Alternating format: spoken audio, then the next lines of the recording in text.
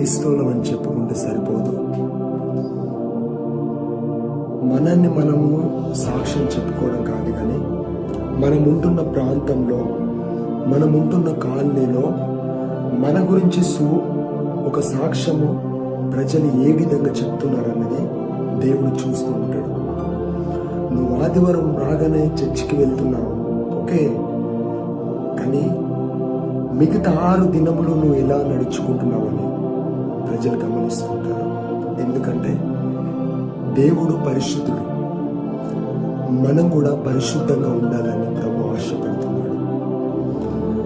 ఈ లోకంను అనుసరింపగా, ఈ లోకంనున్న వాటిని మీరు వెతకకుండా పర సంబంధమైన వెతకాలి. ఆయన అన్నాడు, మీరు పర సంబంధమైన వాటి మీద మనసుంచడానికి. ఈ లోకం శాశ్వతం కాదు. ఈ లోకంలో నుంచి ఏది తీసుకొని మనం వెళ్ళము.